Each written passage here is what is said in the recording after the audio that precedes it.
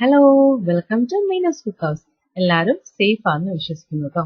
അപ്പം എന്റെ ചാനൽ ഇതുവരെ സബ്സ്ക്രൈബ് ചെയ്തിട്ടില്ലെങ്കിൽ ഒന്ന് സബ്സ്ക്രൈബ് ചെയ്തേക്കണേ. അപ്പൊ നമ്മൾ ഇന്ന് ചെയ്യാൻ പോണത് ഓവണും ബീറ്ററും മുട്ടയും തൈരും പാലും ഒന്നും വേണ്ടാത്ത പെട്ടെന്ന് ഉണ്ടാക്കാൻ പറ്റുന്ന ഒരു കേക്കാണ്. അതിനായിട്ട് ഞാനൊരു നോൺ സ്റ്റിക് പാനാണ് എടുത്തിരിക്കുന്നത്. ചെറിയൊരു പാനാണ്. അതിലേക്ക് കുറച്ച് നെയ്യാണ് ഞാൻ എടുത്തിരിക്കുന്നത്. നിങ്ങൾക്ക് വേണമെങ്കിൽ സൺഫ്ലവർ ഓയിൽ ഉപയോഗിക്കാം. ആ നെയ്യ് ആ പാനിന്റെ ഫുൾ സൈഡ്സിലും ഒന്ന് തേച്ച് പിടിപ്പിക്കാം. ഇനി ആ പാത്രം അങ്ങോട്ടേക്ക് മാറ്റി വെക്കാം. ഇനി നമുക്ക് വേണ്ടത് ഒരു പാത്രവും ഒരു അരിപ്പയാണ്. ആ അരിപ്പയിലേക്ക് നമ്മൾ 1 കപ്പ് മൈദപ്പൊടിയാണ് എടുത്തിരിക്കുന്നത്. അതിലേക്ക് 1 ടീസ്പൂൺ ബേക്കിംഗ് സോഡ എന്ന് വെച്ചാൽ അപ്പക്കാരം കൂടി ഇട്ടിട്ട് നല്ലോണം അരിച്ചെടുക്കുക. പിന്നെ അരിച്ചെടുത്ത മിക്സിലേക്ക് ഞാൻ 1/2 കപ്പ് പഞ്ചസാരയാണ് ചേർത്ത് കൊടുക്കുന്നത്. പഞ്ചസാര നിങ്ങളുടെ ഇഷ്ടത്തിനനുസരിച്ച് ചേർക്കാം. ഞാനിപ്പോൾ 1/2 കപ്പ് എടുത്തേ ഉള്ളൂ. പൊടിക്കാത്ത പഞ്ചസാരയാണ്. പൊടിച്ചത് വേണം നിങ്ങൾക്ക് ചേർത്ത് കൊടുക്കാം. ഇത് നല്ലോണം ഒന്ന് മിക്സ് ചെയ്യാം. ഇനി അതിലേക്ക് ഒരു നുള്ളു ഉപ്പും കൂടി ഇട്ട് നല്ലോണം ഒന്ന് മിക്സ് ചെയ്തെടുക്കാം. പിന്നെ അതിലേക്ക് ഞാൻ ഉപയോഗിക്കുന്നത് 2 ടേബിൾ സ്പൂൺ നെയ്യാണ്. പകരം നിങ്ങൾക്ക് സൺഫ്ലവർ ഓയിൽ ഉപയോഗിക്കാം. അപ്പൊ അതിന് നല്ലോണം മിക്സ് ചെയ്തെടുത്തിട്ടുണ്ട്.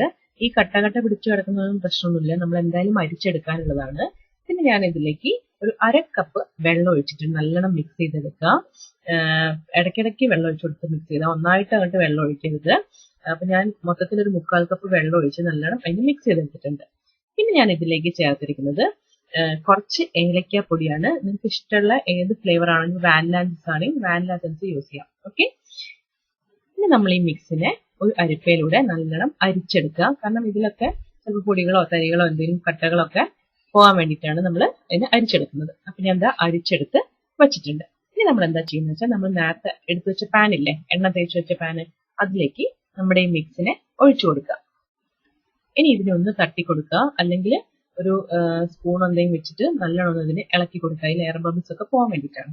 പിന്നെ നമ്മൾ ചെയ്യുന്നത് ഒരു പാന്, നോൺ സ്റ്റിക് പാൻ തന്നെയായിരിക്കും ഏറ്റവും ബെറ്റർ. അല്ലെങ്കിൽ അലൂമിനിയത്തിന്റെ പ്ലേറ്റോ അങ്ങനത്തെ എന്തെങ്കിലും എടുക്കുക. ഇരുമ്പിൻ്റെത് എടുക്കാതിരിക്കുക. ഏറ്റവും ബെറ്റർ ഇരുമ്പിന് എടുക്കാതിരിക്കുക. കാരണം അതിൽ ഫുൾ എപ്പോഴും ചൂട് നിൽക്കും. അപ്പൊ നമ്മുടെ കേക്ക് പെട്ടെന്ന് കരിഞ്ഞു പോകാനുള്ള ചാൻസ് ഉണ്ട്.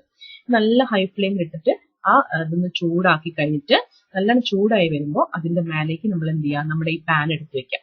എന്നിട്ട് ഞാനിപ്പോൾ ഏകദേശം ഒരു 45 മിനിറ്റ് കഴിഞ്ഞിട്ട് ലോ ഫ്ലെയിമിലിട്ട് കുക്ക് ചെയ്തതാണ്. ലോ ഫ്ലെയിമിലിട്ട് കുക്ക് ചെയ്ത് കഴിഞ്ഞിട്ടുള്ളത് ഒരു പാകമാണ്. അതിന്റെ സൈഡ്സിലൊക്കെ കളർ വന്നതുണ്ടോ, ഇതാണ് അതിന്റെ പരുവം എന്ന് പറയുന്നത്. എന്നിട്ട് ഞാനൊരു ഫോർക്ക് ഇട്ട് ജസ്റ്റ് കുത്തി നോക്കുമ്പോൾ അത് ക്ലിയർ ആയിട്ട് വന്നിട്ടുണ്ട്. അപ്പോൾ അത് കറക്റ്റ് കുക്ക് ആയിട്ടുണ്ടെന്നാണ് മീൻ ചെയ്യുന്നത്. അങ്ങനെ നമ്മുടെ കേക്ക് സ്റ്റൗവിൽ നിന്നിട്ട് മാറ്റി വെക്കുക. തണിഞ്ഞതിന് ശേഷം മാത്രം അത് വേറൊരു പാത്രത്തിലേക്ക് എടുത്തു വെക്കുക. അപ്പൊ നിങ്ങളൊക്കെ ട്രൈ ചെയ്ത് നോക്കുക. Thank you.